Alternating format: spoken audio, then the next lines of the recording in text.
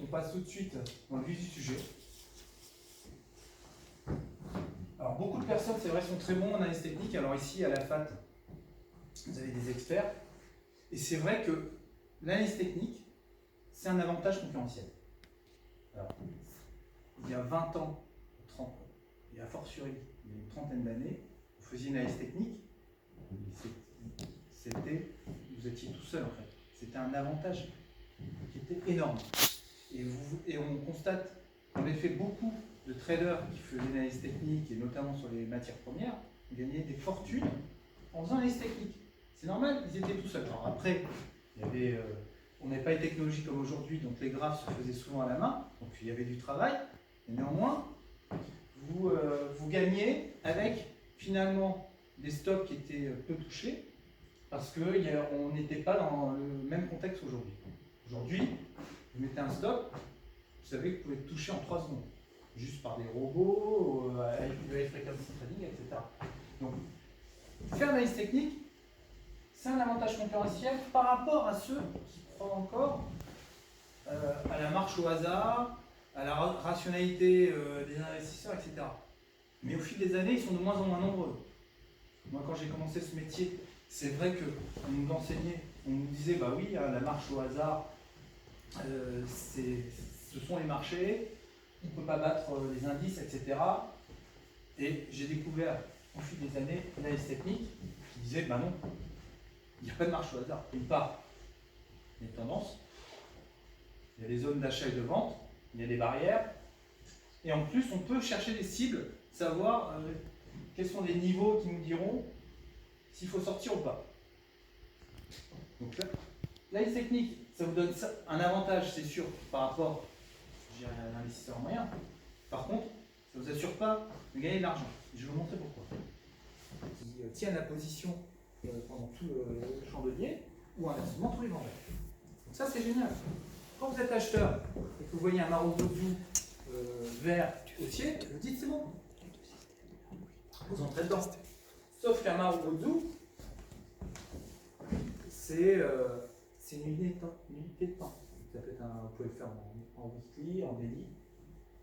Alors, comme par hasard, pendant 4 jours, vous avez un Marubozu haussier sur un weekly. Vous entrez dedans parce qu'il y a une espèce d'euphorie, ça monte, il y a une pression tueuse. Le dernier jour, hop, ça devient un marteau, il n'est pas filant. Soit tous les acheteurs commencent à se faire rincer, ou tous les vendeurs se font rincer. Alors, et en plus, c'est une figure de retournement. Donc, généralement, ça veut dire quoi? Ça veut dire que soit vous avez acheté au plus haut ou vous avez vendu au plus bas. Je ne sais pas si ça vous est déjà arrivé, pour ceux qui font du. Ça peut même être le marché pour les investisseurs, mais dans le trading, ça reste. Alors, vous avez aussi le nouveau plus haut. Alors, la théorie de Dow nous dit à chaque fois qu'on fait des nouveaux plus hauts, bah, c'est bien. La tendance haussière se confirme. Ou des nouveaux plus bas, donc tendance baissière. Comme par hasard, en fait, le nouveau plus haut, c'est un fake breakout. On est passé légèrement au-dessus des anciens plus hauts.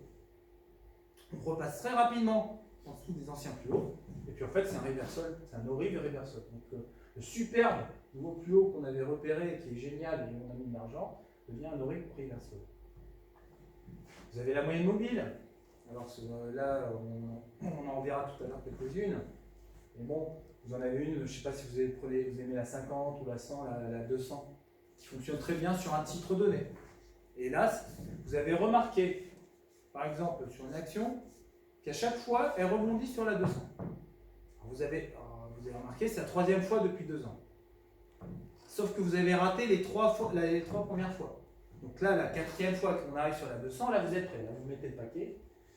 Bon, c'était censé être un support, ça ne l'est pas au final. Bon. Vous avez aussi les nuages Ishimoku qui ne devaient pas être traversés, un RSI qui a été ultra survendu, donc qui ne pouvait que remonter ou suracheter, etc. Et le dernier cas, c'est la cible que vous aviez bien repérée et vous avez bien profité de la hausse. On n'est plus qu'à 1,5% parce que vous aviez vu il y a 2 semaines, 2 mois, 2 ans auparavant que vous alliez aller à ce niveau. On y est quasiment. Vous avez gagné une fortune virtuelle et puis ça se bloque. Et puis au lieu d'être en fait à 1,5%, vous êtes à 15%. Ça, c'est des cas d'analyse technique. Vous faites votre analyse proprement et ça se passe mal. On va voir un cas pratique. Je ne sais pas si tout le monde voit bien le graphe là. Donc vous avez 3 moyennes mobiles. La 20 court terme, la bleue, c'est une 50, et la jaune là, c'est une 150. Je m'adresse à la salle. Vous voyez ce graphe, qu'est-ce que ça vous dit? Daniel, Tout va bien. tout va bien. Tendance haussière. Est-ce que l'angle est propre là, des moyennes mobiles? Ça va, oui. On ne s'écarte pas trop. C'est jamais parfait, mais... On est loin de la première moyenne mobile quand même. On commence à être sur le plus haut. Ah, la première, on n'est pas La très loin. 150, non. Ah, la C'est dire 150, oui. 150, parce que moi, ça- Oui, la 150, on commence à s'éloigner. Ça, c'est vrai. C'est sûr qu'on est plus dans ce cas de figure où les 3 étaient resserrés. Bonne remarque. Alors, on fait une analyse technique. La tendance, elle est haussière. Par contre, on est quand même prudent. Donc, on cherche le support. Alors, le support. Est-ce que vous êtes d'accord pour dire que on a le plus haut ici, on fait un plus bas plus haut, et on fait un plus haut plus haut. Le support il est là. Hein. On est d'accord. Donc là, en effet, on a une belle tendance haussière. Alors, on voit ce qui se passe. Alors, on était là. Bon. Si on avait acheté, l'analyse technique nous aurait dit, quoi qu'il en soit, voilà, ici, on a un danger, on s'en va ou on prend nos pertes si on a acheté malheureusement ici. Entre là et là, il y a 15% avec au niveau du support en vert. Entre le plus haut et la mèche là, vous avez 25%. C'est pas pareil. Un bon analyse technique vous aurait dit, bah, de toute façon, on serait sorti là. On aurait sorti à moins 15, c'est génial. C'est mieux que moins 25. Donc là, on voit une configuration quand même qui était relativement haussière. Et d'un seul coup, on a ce plongeon qui est quand même pas très sympa. Généralement, on sort. Qu'est-ce que vous pensez maintenant du graphe?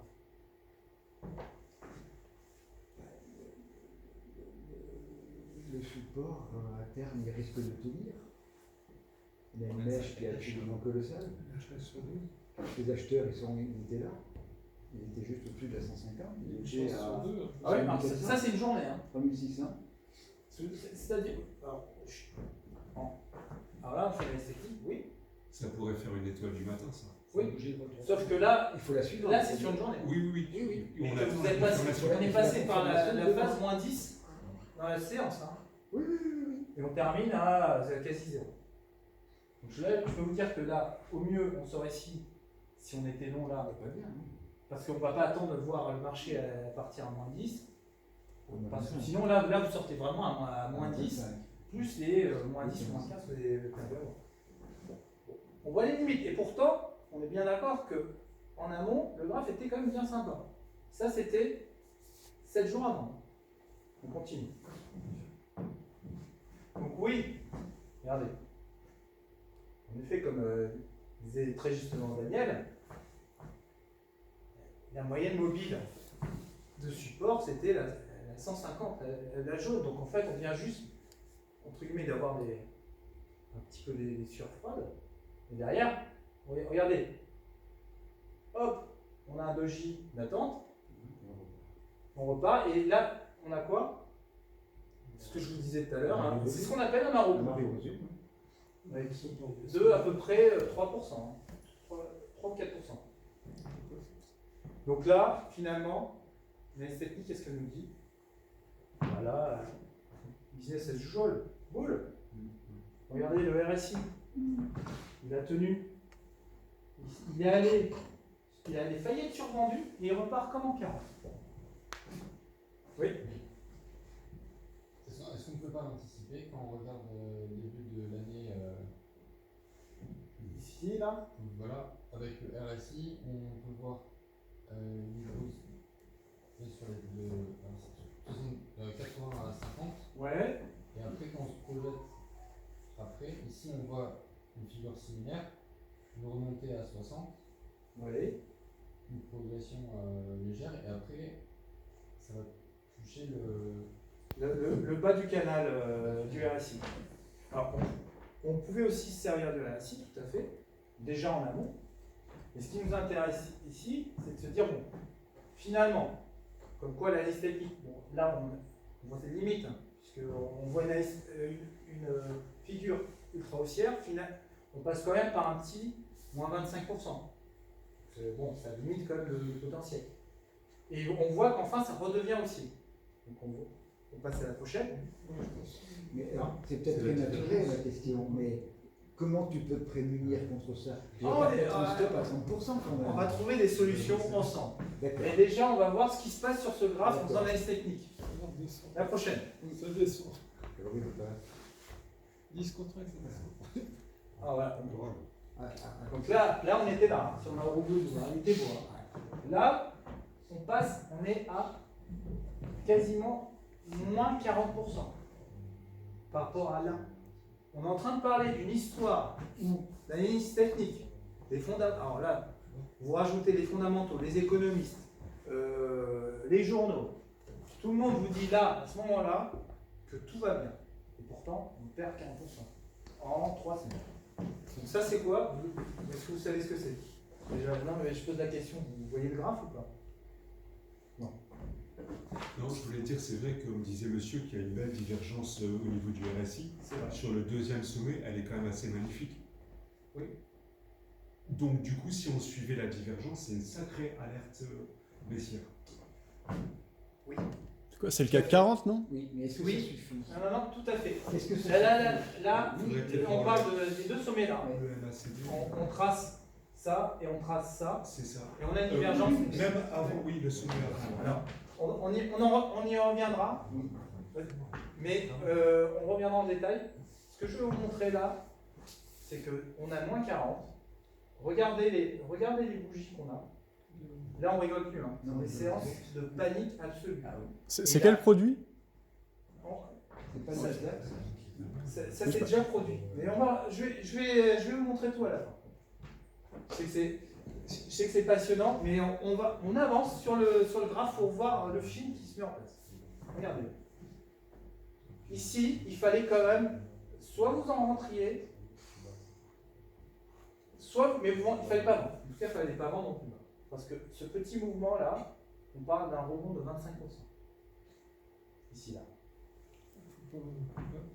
Là, c'est les montagnes russes, on est d'accord. Mais l'analyse technique, certes, nous donne des signaux, mais si on regarde juste les moyennes mobiles ou la tendance, on est mort. On voit que là, ce rebond de 25%, ça nous dit quoi? On continue. On a un rebond de 25%, on repère quasiment tout, et regardez bien la structure qui se met en place. En fait, la moyenne mobile 150, elle est restée tout le temps haussière.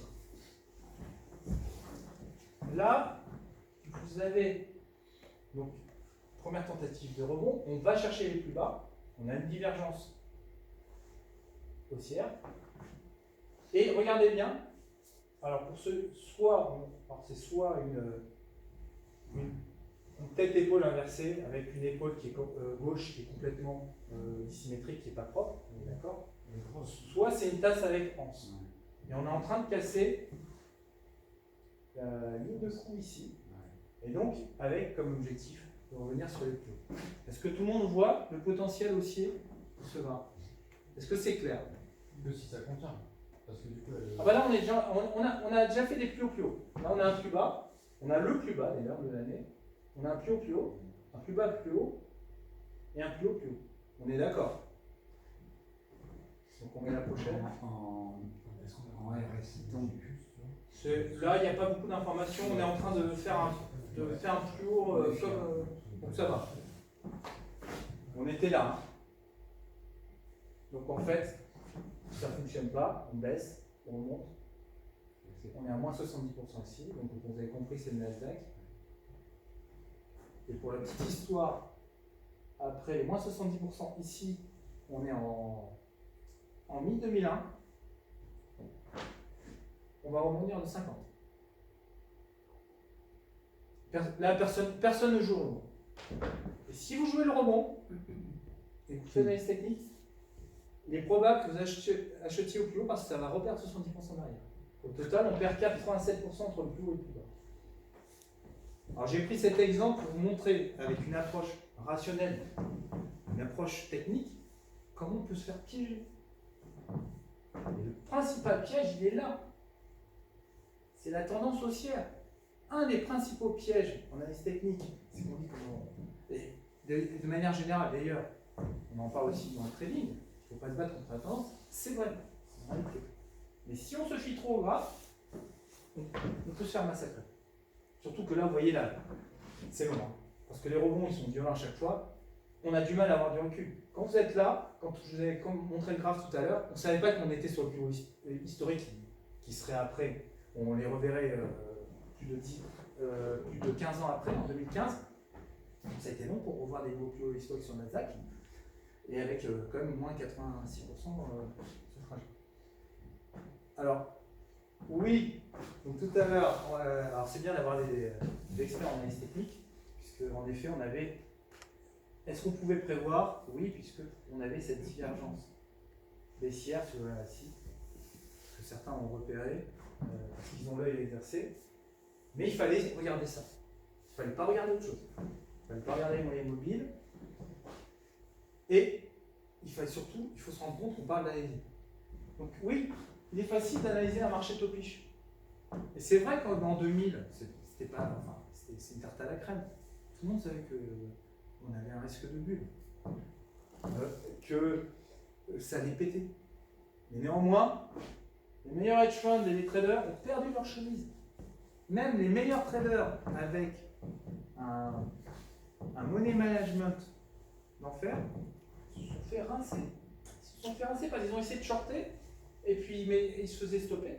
Ils ont essayé 10 000 fois. Et au moment où la baisse arrive, ils sont rincés. C'est-à-dire qu'ils n'ont plus de cartouches en fait, pour pouvoir attaquer le marché. Je ne sais pas si vous avez lu l'histoire de Marc Fiorentino qui a shorté la bulle Nasdaq en 99. Bon, il a mis la clé sous la porte.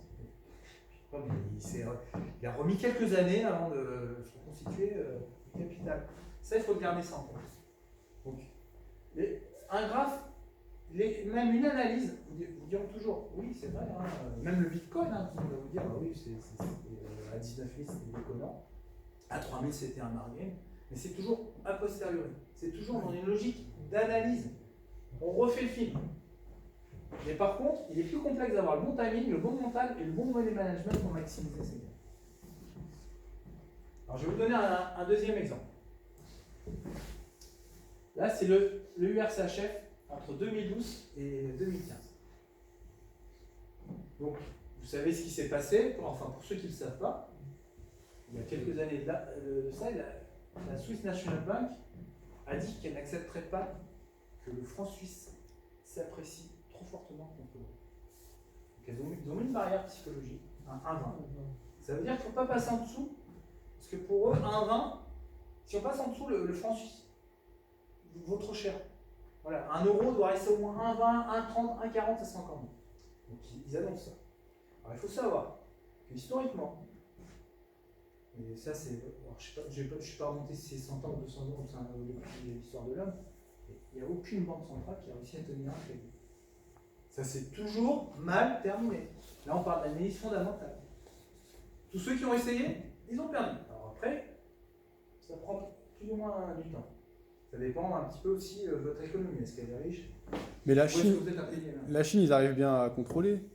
Il lâche la bride. Mais c'est pas un vrai peg. À chaque fois, il lâche. C'est pas une barre, c'est pas un niveau fixe. Hein. Il y a le dollar Oui. et Hong Kong aussi, qui ont payé aussi. Oui. Mais bon, ça avait été un. Mais c'est pas des pegs où ils se font attaquer. Là, le problème ici, c'est que tout le monde s'est dit bon, d'accord, on va quand même acheter massivement donc l'euro contre le franc suisse. On regarde la prochaine, qu'est-ce qui se passe? Et bien entendu, ça se passe mal. Et on perd l'euro perd 20% contre franc suisse en une journée. C'est pire que ça. C'est-à-dire qu'il n'y a pas eu de cotation Oui. entre le 1,20 et le 1 pratiquement. En Ouais. 20, c'est Ah, chiffre. ça, il y a- Tous les oui, stops, ils sont trouvés, comment dire, faits à 1. Même ceux qui étaient à 1,19,5, ils ont été faits à 1. 0,85, je crois. Ah oui, Juste en dessous. On est descendu jusqu'à 0,80. Ouais. Bah, du coup, je pense que c'est en bonne partie ça qui a amené le régulateur après à protéger les particuliers avec les stops Contre garantis. eux-mêmes. Hein. Contre Ouais. eux-mêmes. Les warnings étaient nombreux. Alors là, pour le coup, là, si on fait de l'analyse technique, là, c'est propre. On regarde, on va refaire un petit flashback sur la prochaine slide. Tu veux revenir? La prochaine. Alors, on fait deux sur les, voilà, celle qui suit encore. Alors là, alors on s'arrête juste un petit deux jours avant. On zoome un petit peu, qu'est-ce qu'on voit. Donc j'ai gardé le même code couleur, la moyenne mobile 150. Regardez comment pendant des mois et des années, chaque fois, à 150, solide, hein. Et surtout là, regardez cette mèche. Ça aurait dû être un Narubozu, haussier, ça aurait dû hop, partir là, mais non, pas du tout, ça a été bloqué. Vous avez une étoile filante qui me dit attention, ça va mal se passer, et ça va mal. Et en effet, quelques jours après, ça plonge. Tous les ingrédients d'une catastrophe annoncée. Et le problème, c'est que quand vous faites entre de l'analyse technique, vous dites ouais, bon là, ça commence à sentir mauvais, bon, il faut attention si on passe au-dessous de 1,20, le support ne va pas tenir, etc. Et donc, en fait, finalement, il ne faut pas attendre d'être à 100% sûr de la confirmation, de la certitude, de la véracité de nos analyses. Soit vous avez raison là, et vous pourrez être franc suisse, soit ou vous ne faites rien du tout, ce qui est encore mieux. Mais vous le faites, votre pronostic, vous ne le faites pas en disant bah ouais, ça arrivera un jour ou l'autre. Parce que quand ça arrive, c'est déjà trop tard.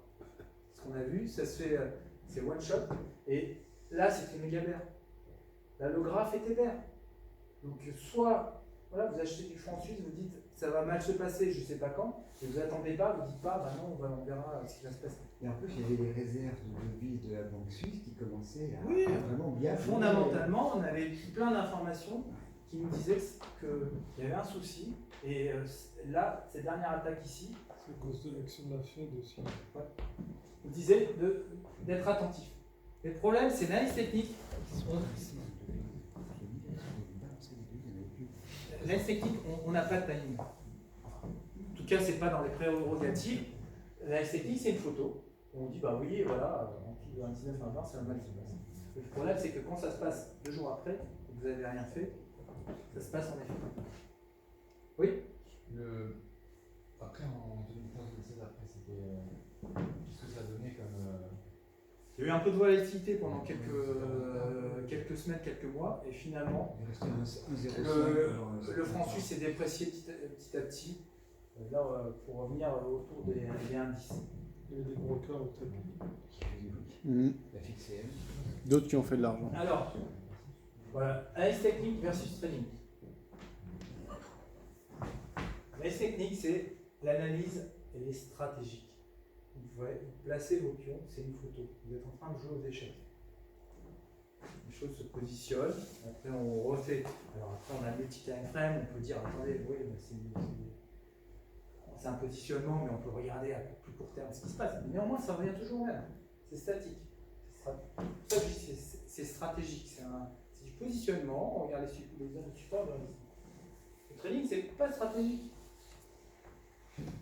En tout cas, où ça a pu l'être, mais ça ne l'est plus. Aujourd'hui, c'est tac. Oui, auparavant, quand vous appeliez George Soros et que vous attaquiez justement, on parlait d'un BOE, oui, George Soros, il n'a jamais fait d'analyse technique. Il faisait du stratégique. Et il prenait ses positions. Pareil pour les traders qui ont attaqué les subprimes. C'est du stratégique, c'est des positions qui se mettent dans le temps. L'analyse technique est stratégique. Le trading en tant que tel, c'est du tactique. La méthode, en analyse technique, on est dans la réflexion. Dans le trading, on est dans le réflexe. La pensée dans l'analyse technique, c'est tout ce qu'on a fait tout à l'heure. C'est du créatif, on regarde les moyennes mobiles, on peut rajouter des indicateurs, on peut essayer d'optimiser pour voir le bon time frame. C'est créatif. Le trading, c'est mécanique. C'est pas du tout créatif. En termes de timing, dans les techniques, elle est faible. Voilà. On peut en faire un petit peu, mais c'est faible. On va dire, oui, d'ici fin d'année, etc. Ce que je vous disais en amont, oui, peut-être que le CAC qui ira signer cette année. Voilà. En trading, le timing est déterminant. Les risques, on a esthétique, ça reste une analyse. Après, quelqu'un me dit, oui, mais tu t'es planté. Ok, très bien. En trading, forcément, le risque il est important. Très important, on y reviendra. L'ego, une technique. Quand vous regardez les commentaires, vous allez sur Twitter, etc. C'est j'ai bien vu que machin, etc.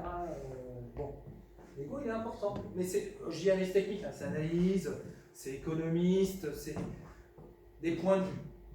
Voilà. L'ego il est important. Et on défend son point de vue, bien sûr. Dans le trading, il est faible. Et vous avez intérêt à avoir un ego faible.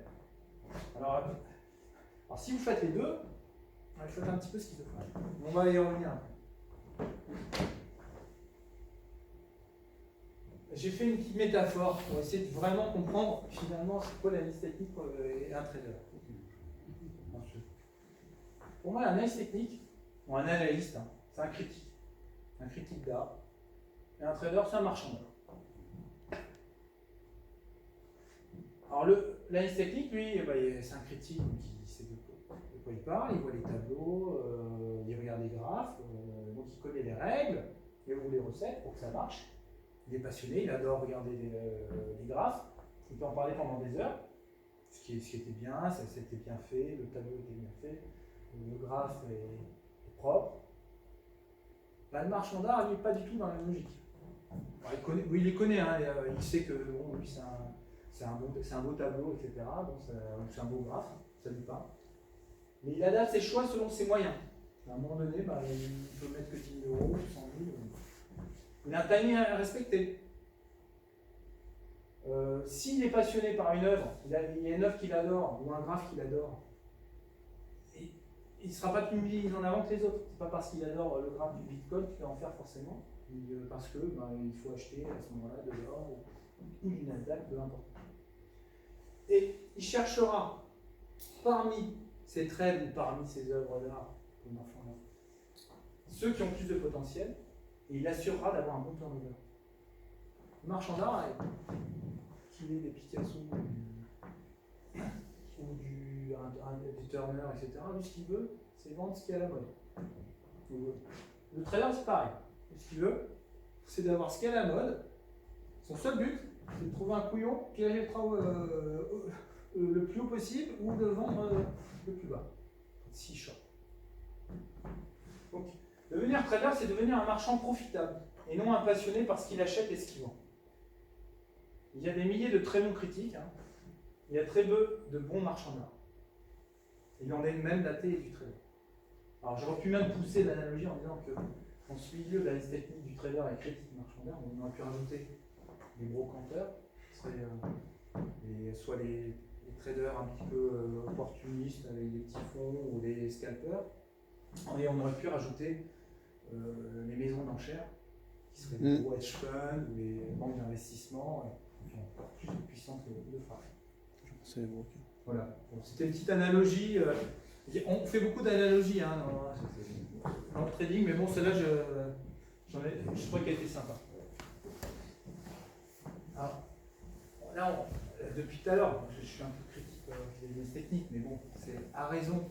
C'est pour vous faire voir justement qu'est-ce qu'on peut faire pour justement réduire les faiblesses, notamment de l'analyse technique. Alors, l'analyse technique, en termes de force et de faiblesse, elle permet de faire des scénarios sur toute unité de temps. Ça, c'est sublime. On a des personnes qui qui font que du monthly, il y en a d'autres qui regardent du 1 heure. Si vous voulez passer en daily, ça se fait d'un claquement de doigts. Ça permet d'éliminer le bruit. Tout à l'heure, Daniel nous a fait justement une étude de différents indices. C'est vrai que ça fonctionne très bien. On a la big picture à chaque fois. Et on détermine les zones importantes de support-résistance. Bon, les inconvénients, c'est du virtuel. Souvent, en fait, on refait le match, en fait. Les time frames, c'est une force, c'est aussi une faiblesse, parce qu'on a une infinité de possibilités. En fait, on peut avoir un signal boule sur du court terme, là, sur les 3 heures qui arrivent, mais à 3-4 jours, on a un signal vert, et puis à 3 semaines, on a un signal boule. Donc ça, c'est l'infinité de possibilités, c'est quelque chose avec lequel il faut savoir conjuguer. Ça reste une photo, c'est une approche statique. On ne prend pas en compte le facteur temps, ce que je disais tout à l'heure, et il y a souvent beaucoup d'ego. Pas forcément, mais quand même. On continue. Alors le trading, on est dans le dynamique, on est dans l'action. Le timing est essentiel, et le rendement risque est une variable intégrée complètement au processus de décision. Là, on n'est pas dans le virtuel. On dit, est-ce combien si je suis un marchand d'art et que j'achète Picasso à 500 000 ou 1 million, est-ce que je vais pouvoir le revendre à 1,5 million? Les inconvénients, c'est on limite les gains, on reste en trop sur le court terme. On s'éloigne de l'investissement. Si on a une histoire qui se met en place, vous commencez à prendre le Nasdaq par exemple à partir de 94 ou le Bitcoin il y a 4-5 ans. Si vous faites que l'analyse technique, vous allez sortir 17 fois. Pas possible de tenir le Bitcoin quand il est passé de 100 à 1000. Il y a eu des drawdowns de 5. Je crois que je m'étais amusé à regarder sur les 4-5 dernières années, de 60%, c'est arrivé des dizaines de fois. Donc, celui qui achète du Bitcoin en investisseur il y a 5 ans, qui se pose la question de savoir s'il fallait sortir à 19 000 ou 10 000 ou encore 7 000, peu importe. Il est encore très largement gagné. Et on a les frais, bien entendu. C'est pas neutre. Parce que plus vous avez cette liberté et cette flexibilité, plus vous avez les frais qui s'accumulent, les allers-retours. Et forcément, on est sensible aux mèches et aux ranges. Ce qu'on n'est pas en analyse technique, puisqu'en fait, on prend ce recul en disant bah non, ça reste une mèche qui ne casse pas la tendance. On continue. Alors, ce qu'on voyait tout à l'heure, dans l'analyse technique. Le problème, c'est que quand vous faites de l'analyse technique dans le feu d'action, vous risquez en fait de répéter indéfiniment les mêmes erreurs que vous disiez tout à l'heure avec le Marubozu qui se transforme en mèche. Vous êtes en train d'essayer de vivre en live une photo. Et si vous le faites tout le temps, vous êtes un peu comme Bill Murray dans Un jour sans fin, où à chaque fois il va se dire bon là je vais faire l'analyse technique, là je vais faire plus attention au RSI aujourd'hui, et puis le lendemain, non c'est pas le RSI, il faut que je fasse plus attention à l'immobilier, je change de time frame pour le prochain jour, etc. Donc en fait tous les jours vous avez votre nouvelle erreur, votre nouveau quota d'erreur qui se répète indéfiniment. Continue. Bon. Donc il y a des solutions. Heureusement, je vais vous en mettre 7. Il y aura une partie où on ira plus rapidement parce que j'en ai déjà parlé, on pourrait en parler pendant des heures et des heures du money management, mais néanmoins, on va voir des solutions qui existent pour devenir profitable en faisant de l'AT. Alors, la préparation.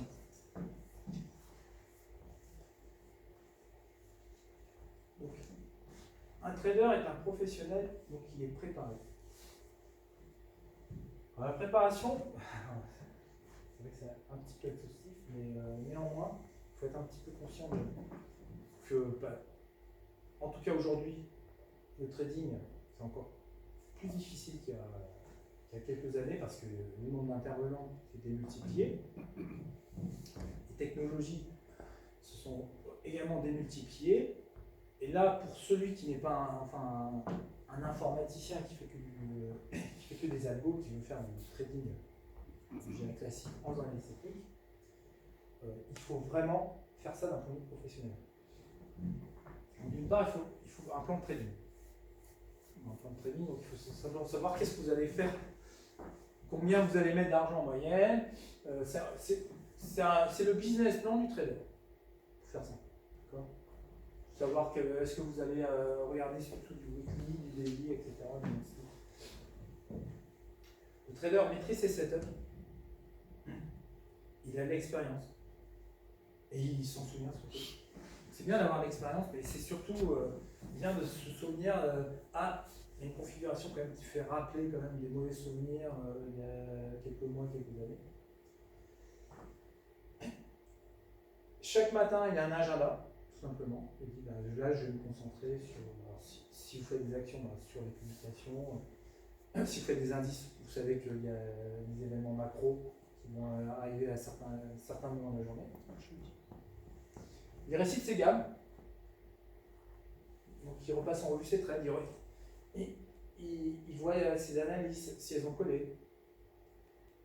Il garde le rythme en analysant, en tradant avec régularité. Donc, si vous choisissez d'être trader, vous ne pouvez pas dire non, je vais être trader là, pendant les vacances de Noël.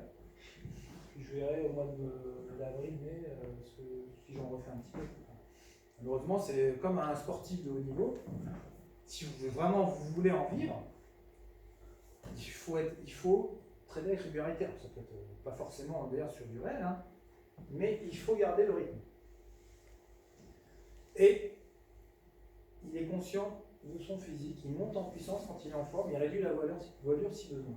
Donc en fait, quand on est préparé, ça veut dire quoi? Ça veut dire que on sait qu'on n'est pas au top là depuis quelques jours, donc on va pas essayer d'y aller au ligne ou d'être dans le forcing. On calme le jeu, on se repose. Tout ça, dans la préparation, en fait, on retrouve des mécanismes qu'on a quand on fait de l'analyse technique. Donc, être un bon analyste technique, ça donne un avantage, c'est sûr. Parce qu'il y a des choses qui sont logiques. Par contre, c'est pas suffisant. C'est bien, c'est voilà. D'ailleurs, c'est pas forcément nécessaire, puisque je vous ai donné des exemples de personnes qui font du trading sans faire d'analyse technique. Mais en tout cas, c'est pas suffisant. On continue. Outre la préparation, le price action. Alors, je vous ai mis deux graphes. Ça, ça m'a pris 30 secondes. Il y en a des milliers sur le net. Je ne sais pas si vous comprenez quelque chose. J'ai même pas envie de comprendre. Le problème, c'est que ça, c'est ce que vous voyez partout. C'est-à-dire quoi? Des verticales, des horizontales, etc. On fait du Ishimoku un peu en sauce, on rajoute plein d'indicateurs. Donc en fait, qu'est-ce qu'on fait? Alors on fait des tableaux artistiques, hein, c'est vrai. Par contre, on oublie le plus important, c'est-à-dire les bougies qui sont derrière. On ne les voit plus, hein, les bougies. Le price action, c'est indispensable. C'est le principal écueil quand vous faites l'analyse technique.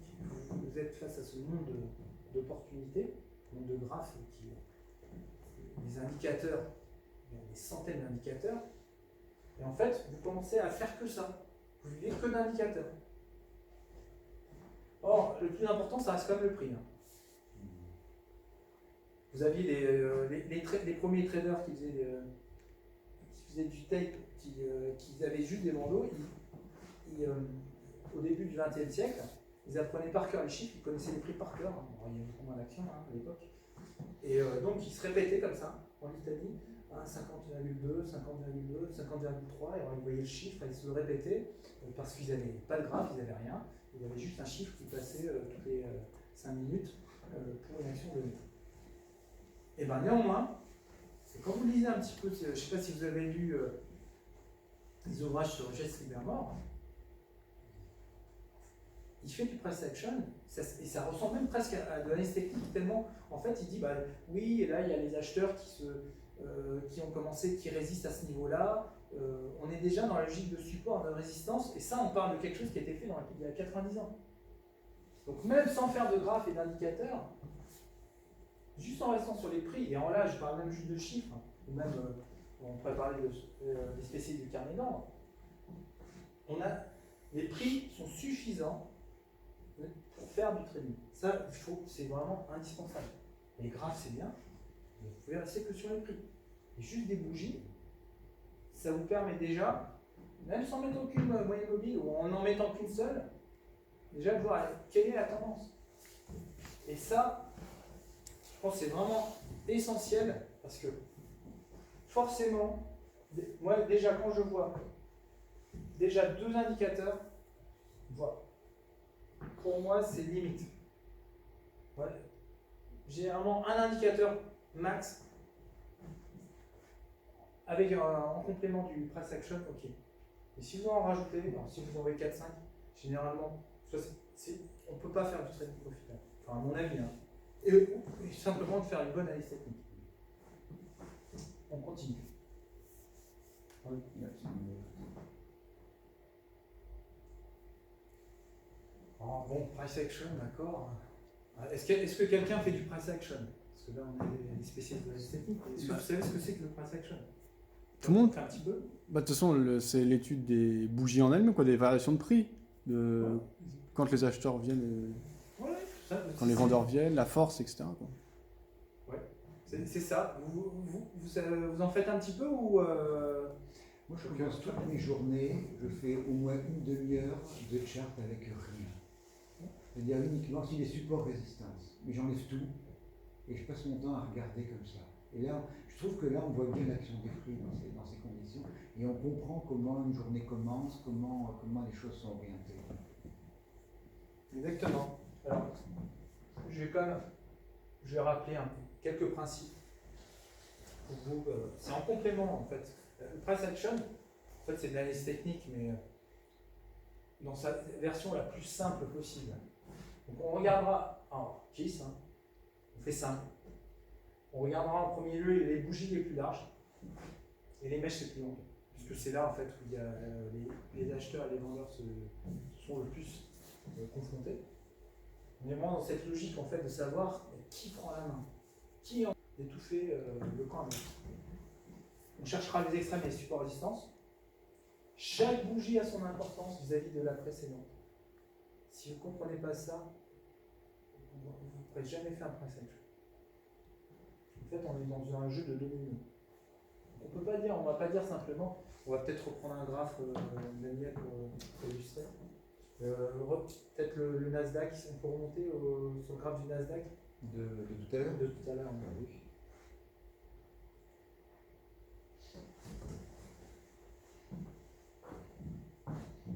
Encore.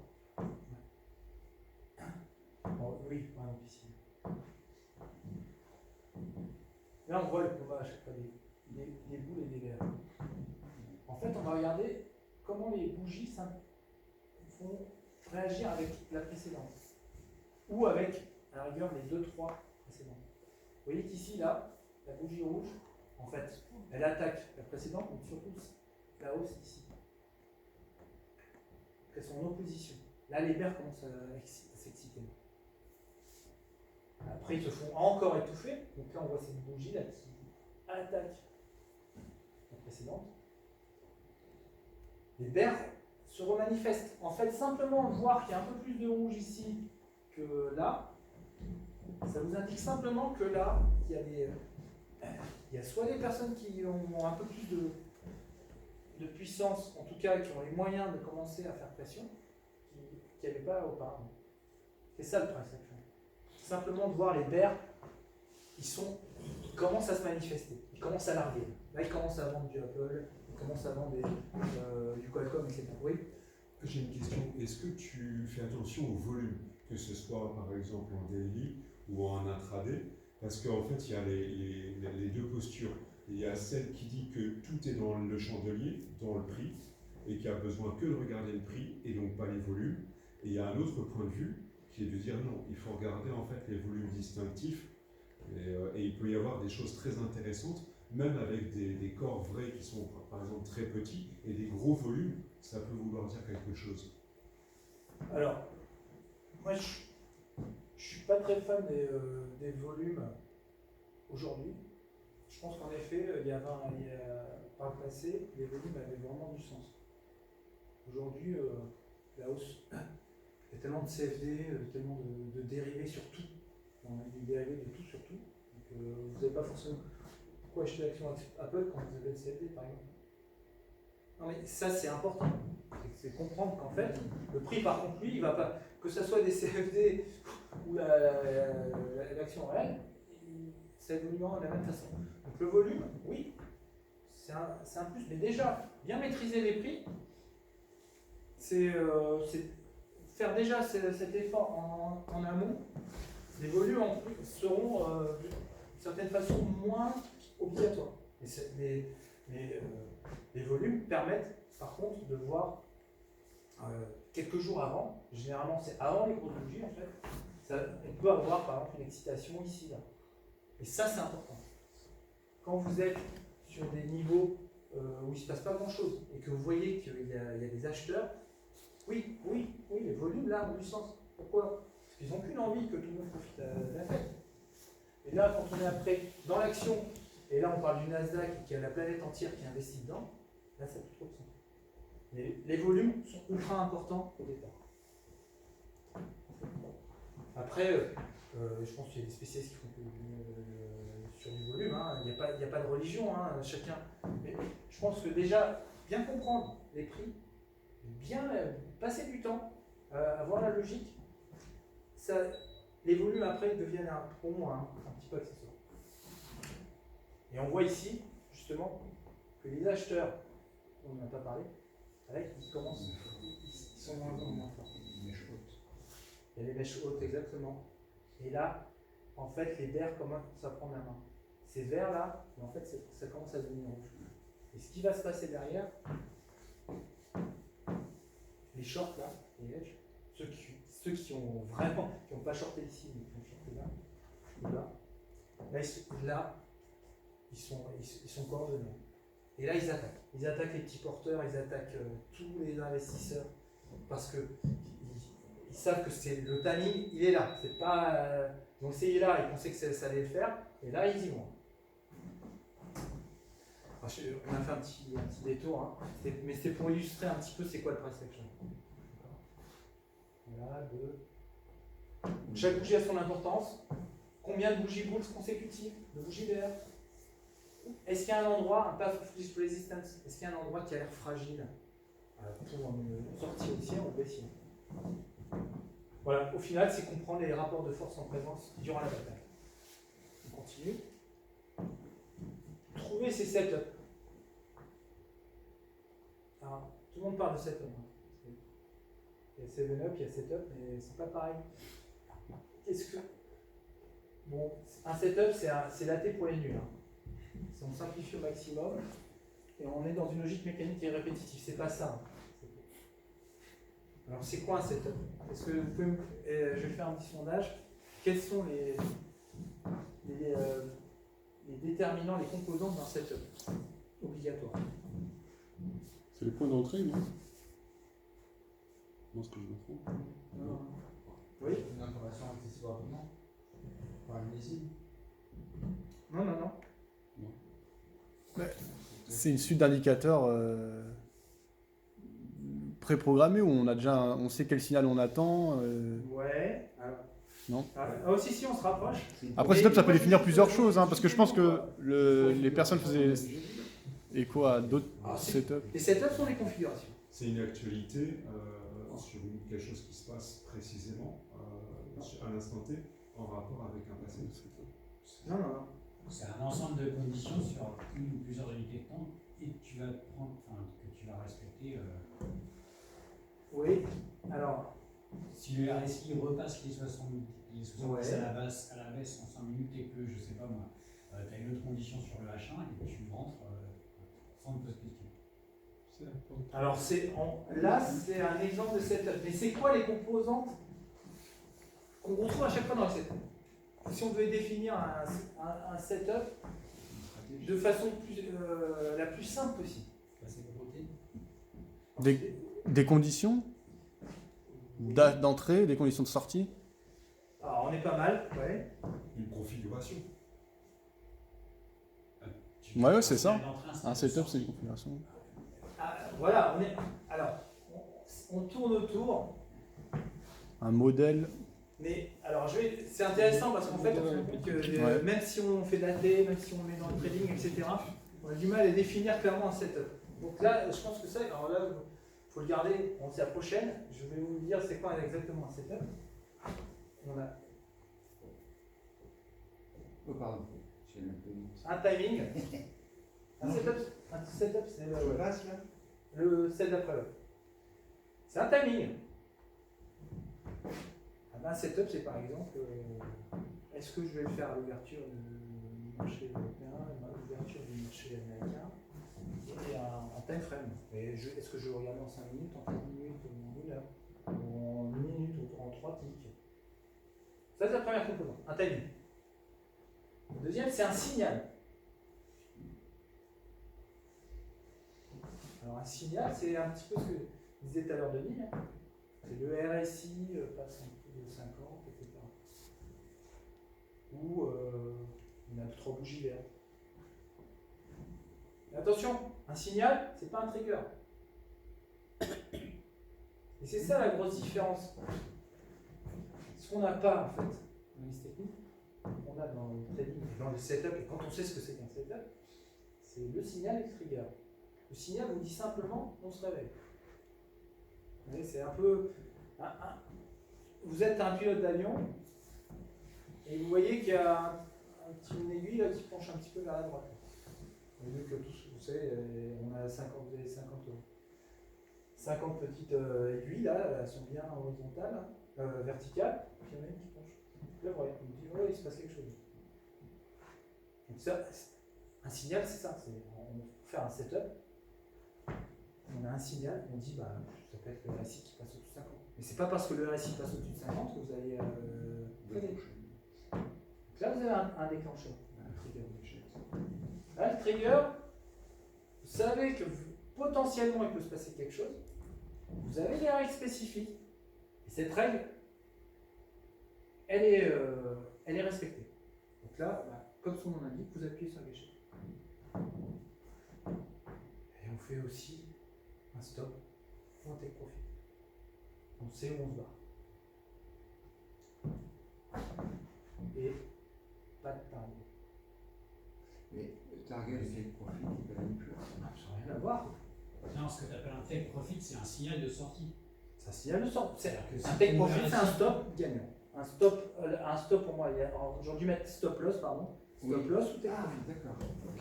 C'est-à-dire que si je reprends mon exemple, ton RSI coupe le 70 à la baisse et tu ressors quand il recoupe le 30 toujours à la baisse. Enfin, je Ouais, par exemple. pas, mais peu importe le cours. Oui, On est d'accord. ça peut être ça. D'accord, ah oui, ok. Ouais, Et pourquoi ça et pas de target? Pourquoi pas de target? Parce que tu sais jamais où ça va. Il faut le Si ça prend 12%, ton RSI peut. Enfin, Oui, je comprends. Donc en fait, il fait ta sortie sur le site, sur du signaux. Ouais. Et non pas sur les objectifs, sur les Sur ton stop ou take profit. Par exemple, ton stochastique qui va recouper dans l'autre sens, et ben, tu peux avoir pris 12% et 0,5. Parce qu'après, le target, si tu t'en rapproches, après tu peux gérer par le stop aussi. Ah oui, alors, justement, mais c'est ça, c'est là ce qui est intéressant.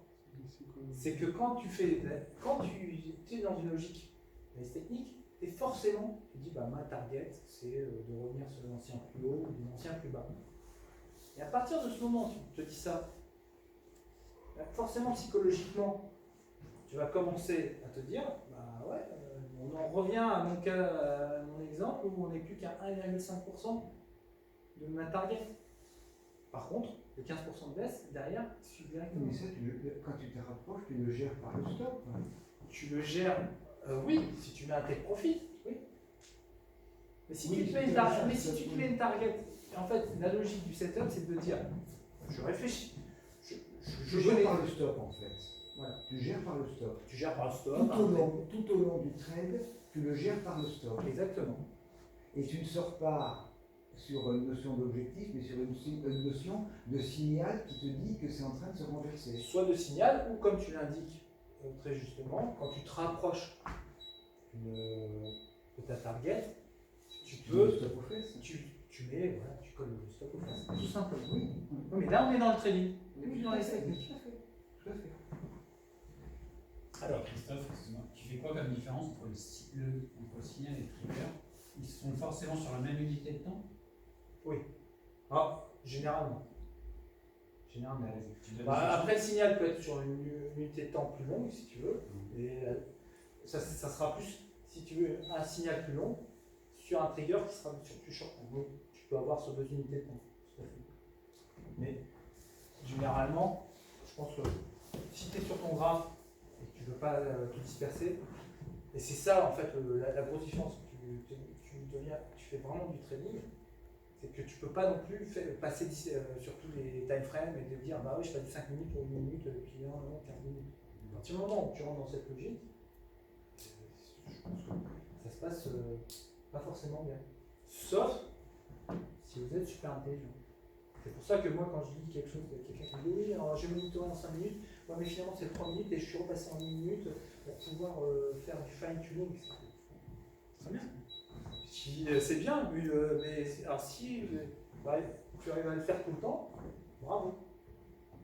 Parce que un setup, il faut qu'il nous convienne, qu'on ait confiance, pour l'appliquer à la discipline, son interprétation. Donc à partir du moment où vous dites non, mais il faut que je regarde le 1 minute à ce moment-là, plutôt que le 5 minutes, vous commencez à vous mettre dedans. Voilà. En tout cas, c'est un risque.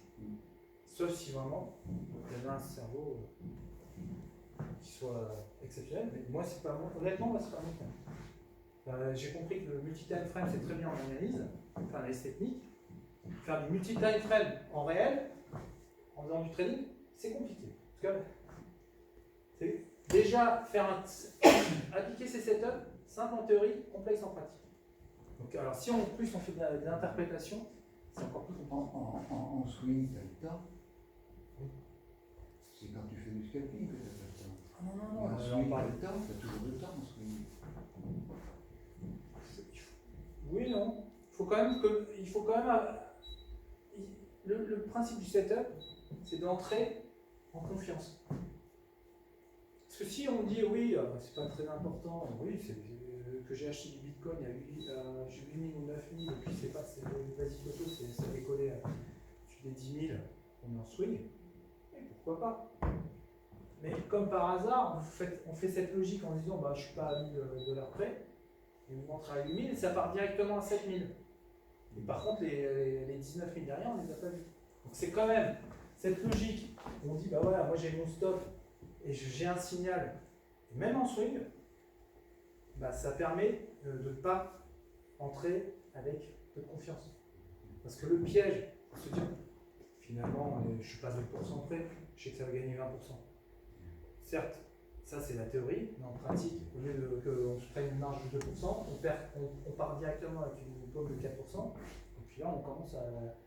Tout le côté théorique, bah oui, bah, finalement je suis en swing, bah oui, et je fais du trading, bah oui, mais ça devient. La position perdante devient un investissement de longue durée. On continue, parce qu'il y a encore quelques points à aborder. Je vous donne un exemple de setup.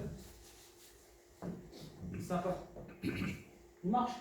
Il est gratuit. Les setups, c'est des denrées rares. Hein. On faut chercher sur internet des setups. C'est avec parcimonie ou sinon ils sont foireux. Tu vois, il marche.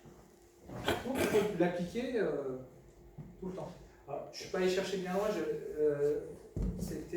J'avais découvert avec le livre de John Carter. The Trade, qui explique justement, il explique très bien, c'est un bon bouquin, et plutôt pour les marchés américains, et il y a plein de bonnes idées de setup.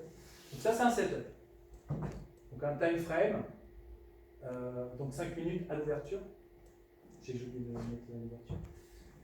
Le signal c'est un gap entre 1 et 5%, aussi au baissier.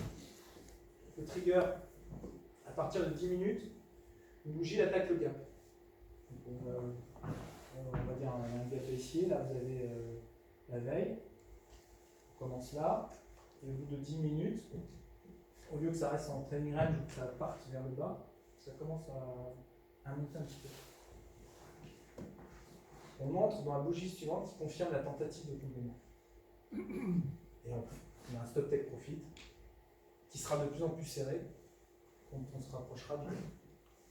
Mais on ne sait pas si le gap va être tombé à 100%, à 80%, ou si on va à 120% du gap. Là, c'est un setup qui marche. Il faut juste le faire de façon systématique, il ne faut pas craquer, il ne faut pas faire à 3 minutes après l'ouverture ou essayer de voir une bougie qui a attaqué mais elle n'a rien fait, etc. Donc là, on est en quelle période de temps? Ça fait 5 minutes à l'ouverture. Et quand vous dites stop très serré, c'est-à-dire que Là, imaginons s'il y a 15%. Elle va être très très très serrée. C'est le plus bas de la dernière bougie. C'est pareil. Par exemple. La plus bas de la On se sert des bougies. Après, chacun fait comme il veut. Mais oui. Mais ça peut être le plus bas de la bougie. Donc l'objectif, c'est Là, c'est vrai que j'ai pas fait de graphe. J'aurais dû vous faire un petit graphe. Là, on a la veille, par exemple hier, on a les prix qui sont ici. Hop, enfin vendredi. Ça ouvre de 3% à la baisse. J'attends un petit peu que ça attaque. Je mets un stop achat au-dessus du plus haut, qui est au-dessus de la bougie d'ouverture. Et après, je garde ma position avec en suivant le comblement. Généralement, ça se fait en 1 heure, 1 heure et demie, 2 heures quelquefois. Ça prend en caisse. Donc il faut attendre la close de la deuxième bougie haussière qui attaque le gap pour rentrer. On rentre à l'ouverture de la troisième bougie, c'est ça? Ah ouais. Oui, après là juste on est en train de parler, on peut avoir une dizaine ou une vingtaine de configurations différentes, juste avec 3-4 bougies. Hein. Parce que vous pouvez avoir 3 bougies qui attaquent encore, qui essaient de creuser, puis une quatrième, un Marubozu qui attaque franchement, et là c'est au-dessus du Marubozu qu'on achète. Ce sera un quatrième ou cinquième. Les gaps, ils ne se font pas de façon systématique. La logique, c'est simplement de dire que pendant 10 minutes, on ne fait rien, parce que de toute façon, c'est le bazar. Après, ça se calme un petit peu, Ouais. et là, on voit si on a une attaque du gap. Et on attend vraiment que ça clôture. Pas que ça commence à attaquer le vide du gap, et puis ça se termine par une mèche à la dernière seconde. Parce que là, entre gagner, faire les 2-3% de tremblement de gap, et puis vous retrouver à -2, -3, -4, c'est pas la même. Donc 2 belles bougies haussières. Par exemple. Pardon? 2 belles bougies haussières. Qui n'est pas tout compris déjà. Il faut voir aussi la bougie, comment elle s'est formée. Il faut voir la première bougie, en fait. La première bougie qui se forme à l'ouverture, elle est primordiale. C'est un exemple de setup. C'est ça un setup. Donc je crois que ça valait le coup de faire la présentation parce que finalement, je pense que tout le monde a parlé de setup, mais on n'a pas les 4 composantes qui sont quand même assez cool. On continue. Alors j'ai un peu évoqué le sujet tout à l'heure. Il faut être un spécialiste. Il faut respecter les limitations de son intelligence. Il faut comprendre on n'est pas Einstein, en tout cas, moi je suis pas Einstein, je suis pas Jim Simons qui crée des algos démentiels qui font 20 à 40% de hausse tous les ans. On a un individu lambda, j'ai pas 3 millions d'euros sur mon compte en banque. On est limité en moyens physiques, psychologiques. Et le cerveau humain fonctionne par stimuli et habitude. Trader, ce n'est pas envisager tous les champs des possibles.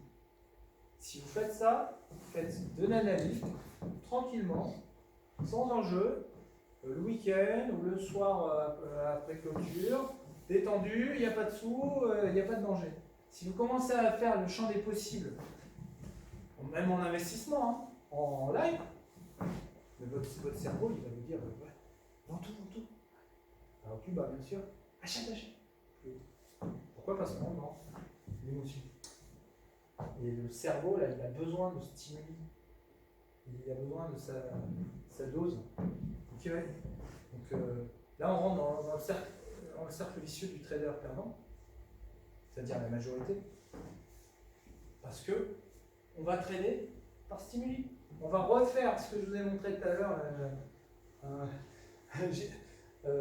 Murray là, qui tape sur son réveil tous les matins parce qu'il revit la même journée. Et le trading, ça peut vite rapidement revivre la même journée, refaire les mêmes erreurs, d'appliquer les setups propres qu'on avait écrit noir sur blanc, improviser, parce qu'on est intelligent, parce qu'on a de l'ego, parce qu'on est malin. Et sauf que les gens intelligents, malins, etc., il y en a des millions qui tradent tous les jours. Donc trader, c'est se spécialiser dans un actif donné. Ne faire que cet actif avec un ou deux time frames, en tout cas au départ. Déjà, trader sur un actif donné et être gagnant régulièrement, à partir de après, vous pouvez varier les plaisirs. Il faut déjà être capable d'être régulier. Trader, c'est pas faire un coup, acheter la Française des Jeux à l'intro et puis on a fait plus 15%. Oui, c'est un coup. Et malheureusement, ça c'est pas duplicable. Si on n'est pas monomaniaque durant la séance de trading, on va changer de time frame ou d'actif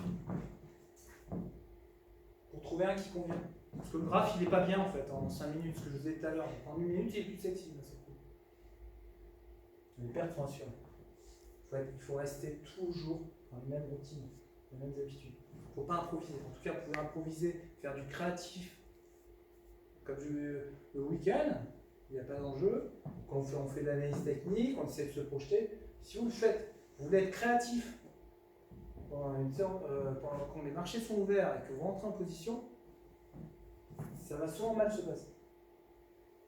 Maîtriser un actif, un time frame vous permettra d'allier AT et trading avec discipline. Parce que c'est pas parce que vous faites de l'analyse technique que vous êtes discipliné.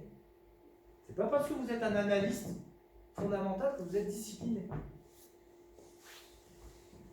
On reste des êtres humains. Moi, j'ai travaillé dans la gestion d'actifs pendant des années. C'est pas là où j'ai vu les personnes les plus disciplinées du monde. Ah ouais. Dans le sens où vraiment objectif, discipline. On reste des êtres humains, c'est normal. Mais c'était quoi? C'était de la gestion long terme? Oui.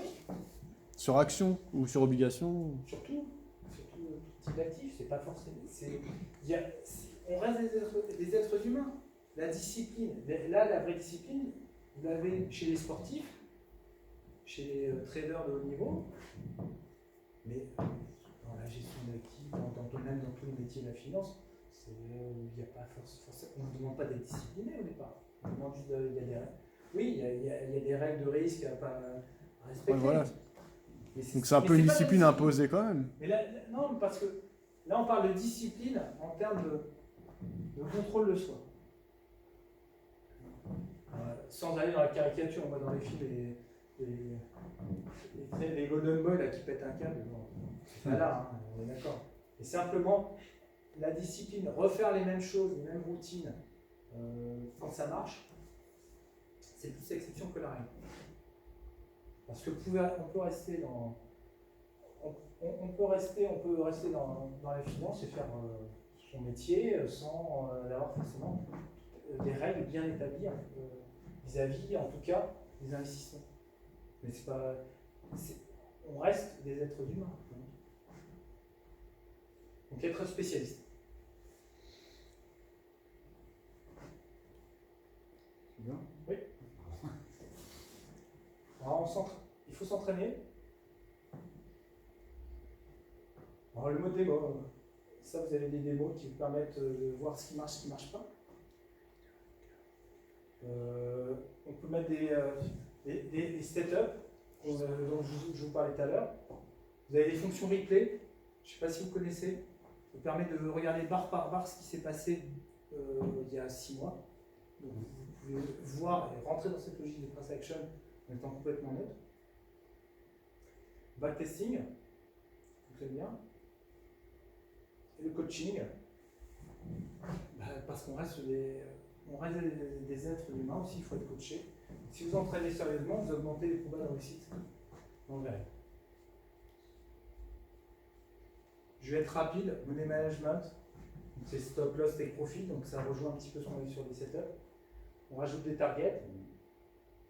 La gestion des positions, donc on réduit la voilure quand ça devient dangereux. Le stop timing, c'est simplement dire, nous, quand on entre, que ce soit dans du trading ou un investissement, si ça ne fonctionne pas au bout de quelques jours, quelques semaines, on sort la position. Le temps d'arrêt d'urgence, c'est de se dire, à un moment donné, quand tout se passe mal, il faut être capable de tout sortir en quelques minutes. Il y a des options, il y a des brokers qui vous proposent ça. Vous appuyez sur le bouton et vous avez plus de position. Et go for the jugular ou all-in, c'est quand vous êtes bien entré. Au départ, il y a un mouvement important. Que ça se confirme jour après jour, semaine après semaine, c'est une erreur de ne pas tout mettre. De pas De pas tout mettre. Mais c'est-à-dire, parce qu'on est déjà en position, on va pas rajouter. Mettre tout son capital. Pour renforcer quoi. De renforcer, de pyramider. Ouais, enfin, c'est une stratégie après, parce que c'est.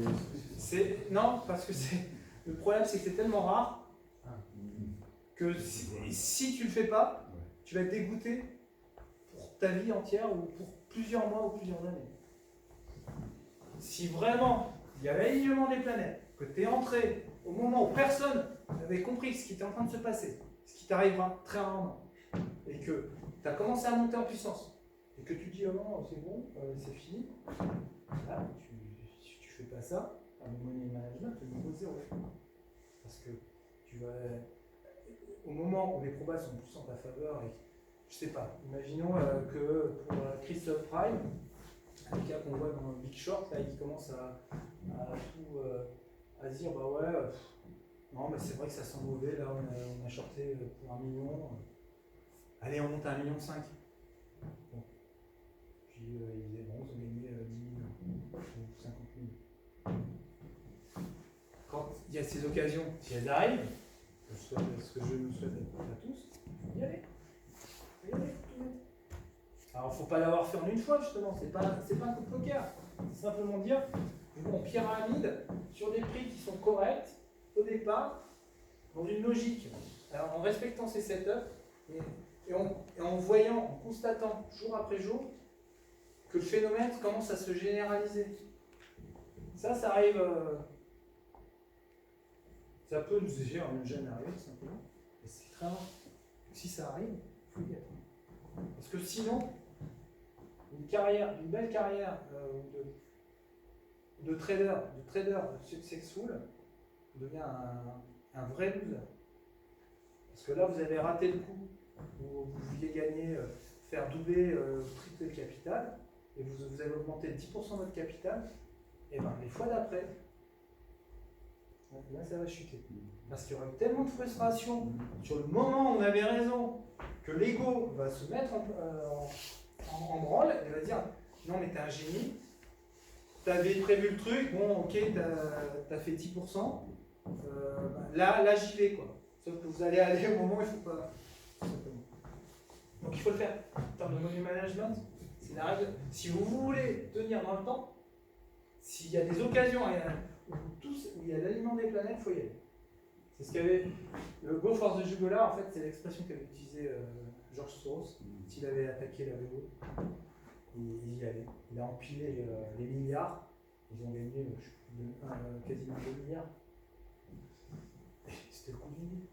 Après, ça lui a permis d'avoir le capital suffisant pour être 15-20 milliards sur son compte en banque. On termine. Travailler sa psycho. C'est quasiment plus important. Enfin, pour moi, c'est plus important avec des setups propres. On a compris et qu'on respecte. Un trader n'a pas raison de tort. Un trader n'est pas impatient. Il n'y a pas de scénario unique. Le verre, il n'est pas à moitié plein ou à moitié vide. Un trader n'a rien à prouver. Il n'est pas là pour dire moi j'ai fait ci, j'ai gagné ça, j'ai bien vu que, je sais que. Bah. Voilà. Il ne tombe pas amoureux de ses positions. Sinon, c'est au mieux un investisseur. Je dis bien au mieux. Et un trader n'est pas optimiste ou pessimiste. Il est réaliste. Voilà. Je fais un petit peu. No ego. Conclusion. Il faut être préparé. Il faut comprendre les limites de l'AT grâce au price action. Trouver ses setups, se spécialiser, s'entraîner, mettre en place un money management, travailler sa psycho. Voilà. Si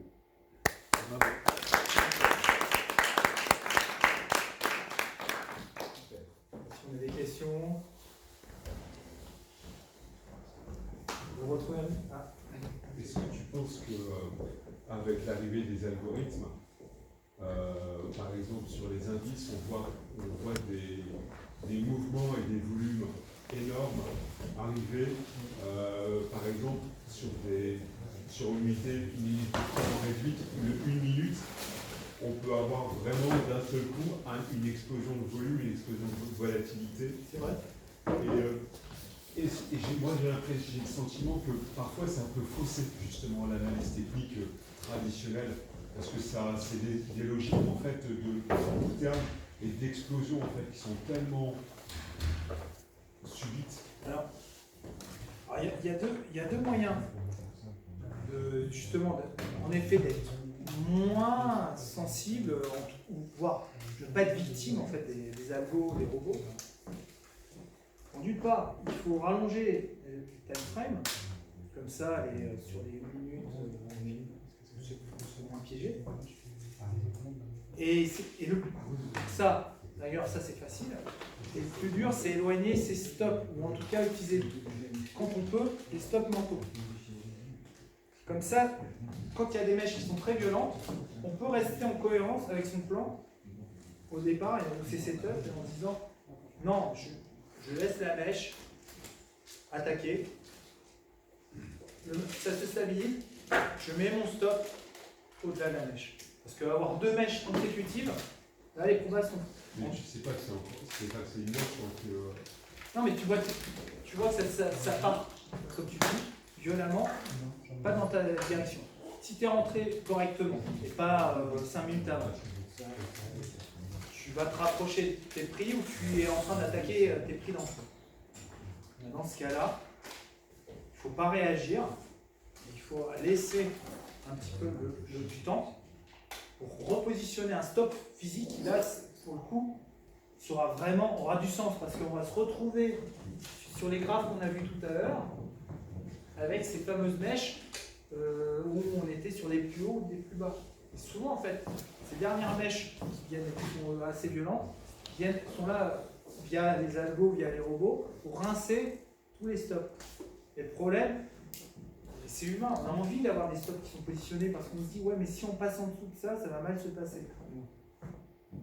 Et le problème c'est que les robots et les algos sont construits pour piéger les personnes qui mettent les stops, c'est-à-dire la majorité, les stops physiques. Donc il faut être capable d'avoir cette patience et de décaler pour positionner ces stops après l'attaque qui a été faite contre l'opposition.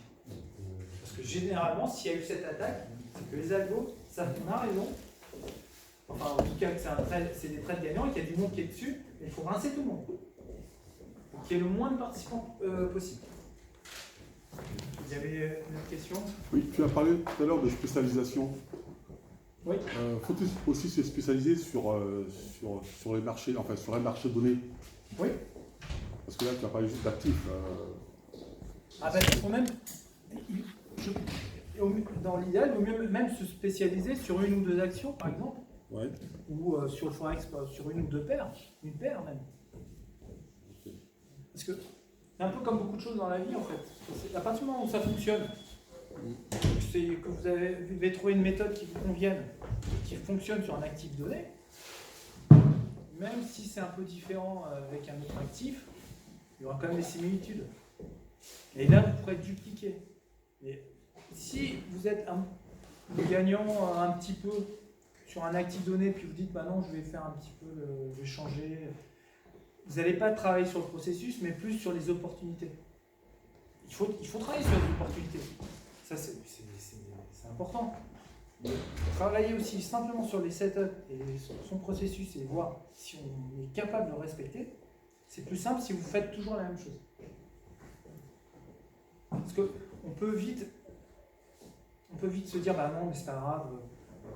On en revient à c'est pas exactement comme ça me convient pas exactement, donc je vais faire autre chose.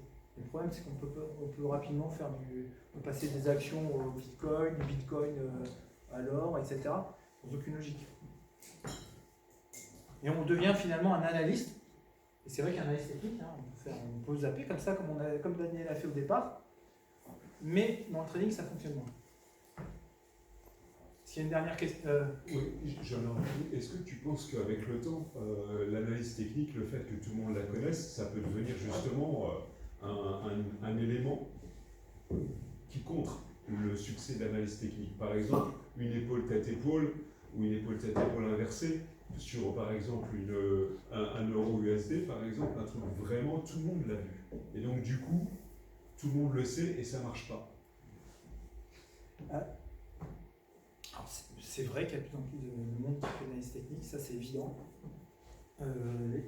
D'ailleurs, ça commence à se généraliser, mais en même temps, je disais au départ, bonne analyse technique, mauvais trader. Mais déjà, il faut être bon. La question c'est déjà, est-ce qu'on peut être un bon analyste technique? Parce que là, je vous ai montré les graphes sur TradingView.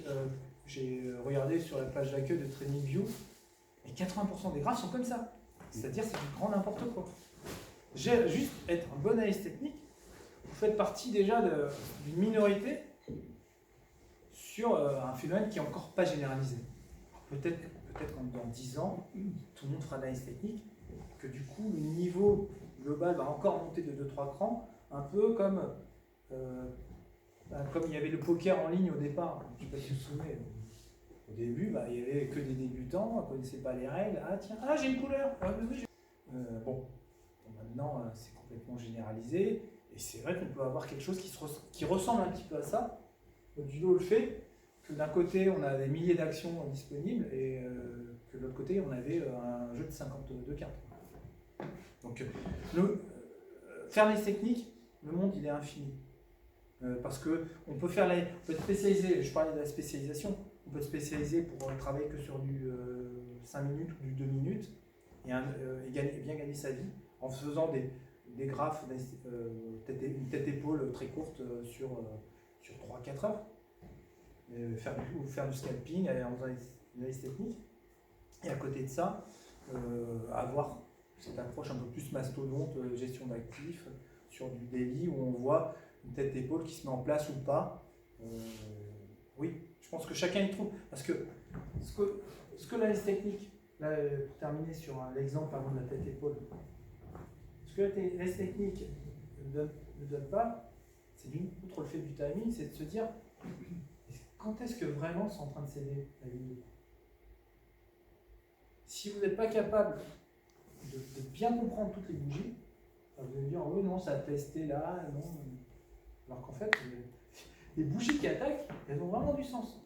Je ne sais pas s'il y en avait qui étaient là présents pour la présentation du Forex. J'avais juste mis le RSI en dessous et j'avais dit attention, quand on casse les 50, qu'est-ce qui se passe? On avait vu, il y avait des grosses bougies qui cassaient à la baisse ou à la hausse, et à chaque fois, derrière, le mouvement était lancé. Donc là, c'est basique, mais ça, si vous restez simple et vous dites bah, là j'applique, je regarde la taille de la bougie, est-ce qu'il y a une cohérence soit avec le RSI ou avec un autre indicateur, là on a de l'information. Ce que je veux dire, c'est que le bon point entre l'analyse technique et on peut dire le poker, c'est que aujourd'hui, toutes les ressources pour se former sont accessibles par tout le monde, et ça n'empêche que il y a 80% de personnes qui sont pas rentables parce que justement elles ne s'y investissent pas personnellement de façon professionnelle. Donc tout le monde a accès à des ouvrages d'analyse technique, C'est vrai. Et pourtant, il y a énormément d'investisseurs récréatifs. Oui. Donc, Oui, même si à terme tout le monde a accès à l'information et je suis tout à fait d'accord. connaît d'autres formes, est-ce que ça veut dire pour autant qu'il y aura moins d'opportunités? Non, non. Le jeu, il est fait pour durer.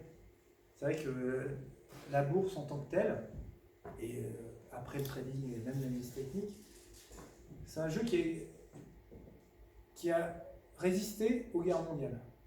Il y a eu 2 guerres mondiales, qui a résisté aux attentats du 11 novembre, En septembre.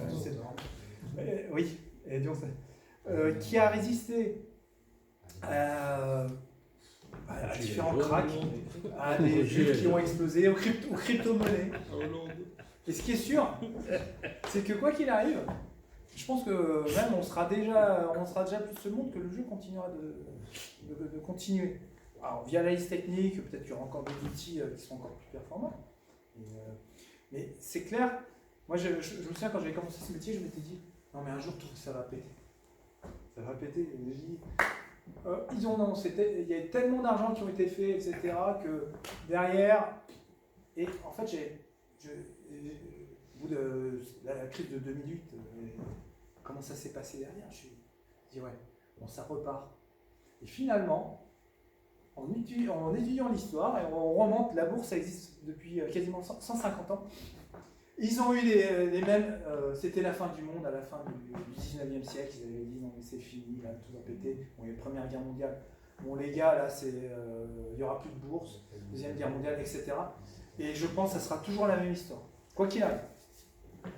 On finit de voir. Ouais, on verra ça. Merci Christophe.